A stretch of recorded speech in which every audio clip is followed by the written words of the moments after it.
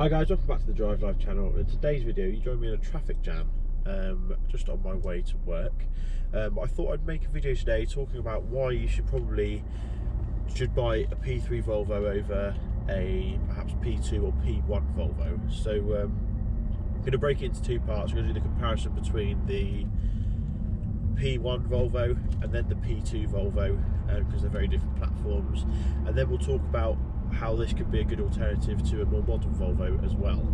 So yeah, let's get straight into it. I might every now and then have to glance at the road, but that's the nature of driving, I suppose, isn't it? So let's get straight into it. So this is my 2009 P3 S80, and for those of you that don't know, the P3 platform covers the S80, the S60, the XC70, V70, and also the XC60 as well. And the S60 cross country, because everyone forgets that one as well, but it's a really good platform, or a strange variation of this platform. So they made from 2007 to 2015, there's some registered in, so the massive sort of 8-year gap they span. Pretty much every large Volvo from this era is a P3. Now when I say that I'm going to compare it to a P1, I'll lay down what a P1 chassis car is. That is your smaller cars, which is actually based on a Ford chassis. So we're talking C30, C70, we're talking V50, S40, those sort of cars, from I think it was 2004 originally, all the way right up to 2014. So they're quite a broad spectrum of cars, but yeah, this, in terms of what you're getting P1 to P3, they offer very different propositions. P1 cars are sort of economy cars. They are smaller, they have less premium materials in them, they don't offer the same range of engines as these cars do. And they're sort of Volvo's entry-level cars into the brand, essentially. So the interiors are smaller, because it's a smaller platform. The engine choices are less powerful. You get a D5 in that car, but your D5 in the P1 cars is 180 horsepower compared to 215 that you can get in these cars, the P3s. So that is something to consider if you're looking for a Volvo, and you're not sure whether to go P1 or P3, definitely consider that. Now, one of the benefits of having a P3 over a P1 is that you get more comfort, you get more space, but also that space translates into maintenance as well. So if you're someone who likes to do their own maintenance like I am, then P3 cars are much easier to work on because they are that much bigger, so they're less tightly packaged. Oh, that's really annoying, that noise. That's the clip for the windscreen. Ever since the windscreen was replaced, it hasn't been quite right since. But yeah, they're much more tightly packaged, which means little things like air filters are fairly simple, but anything else becomes an absolute nightmare. You have to remove dashboards, you have to yeah, it's just a nightmare. Whereas the P3 cars are thought out a bit better because Volvo had more space to work with. So in terms of what you want from this car, if you're doing long distances or you want maximum practicality, then I definitely recommend going for a P3 car over a P1 car.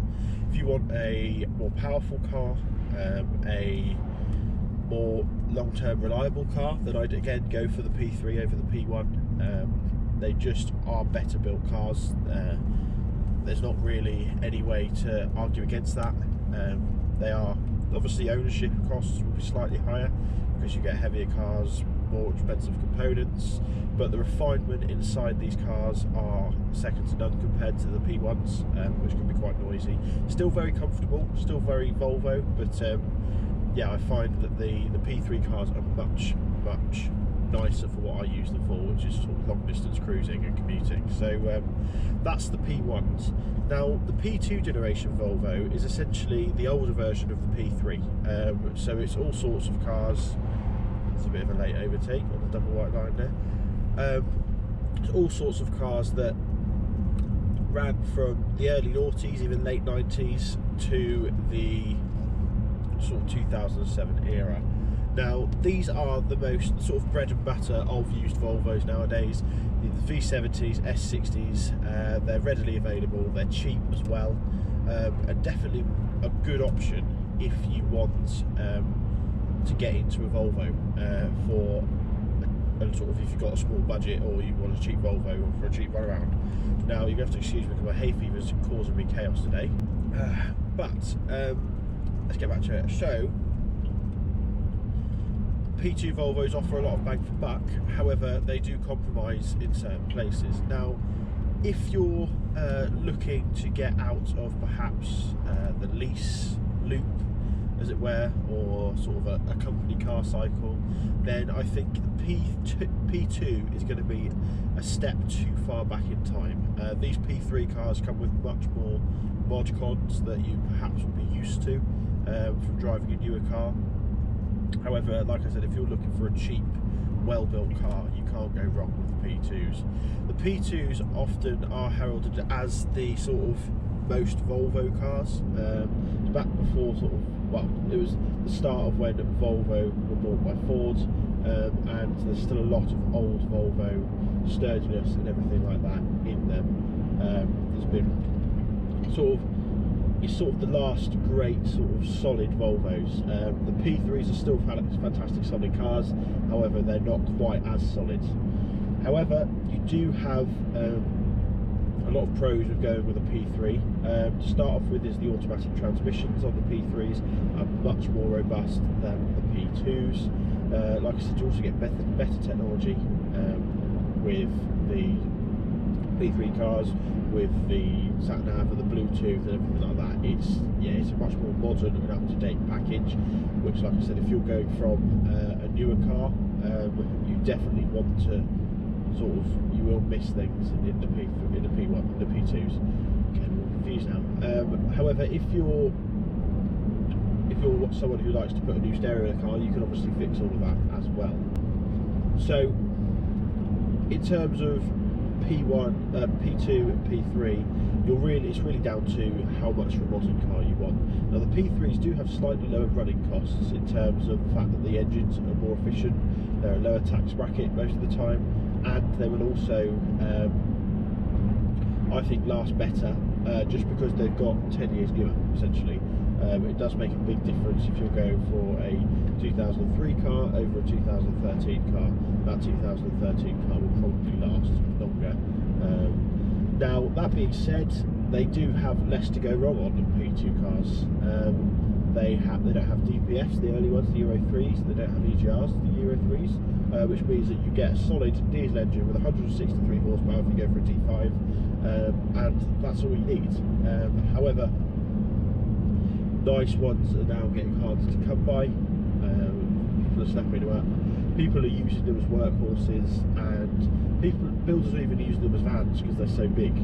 They're not quite as big as a P3 car, but they're definitely very sort of well used, and it's quite difficult to find a nice example nowadays. They also get used for towing, and if you've had one that's been a tow car, I would give that a miss, because those AW 55 transmissions, I think they are not good long term, not compared to the TF80 SC that they have in the P3 cars.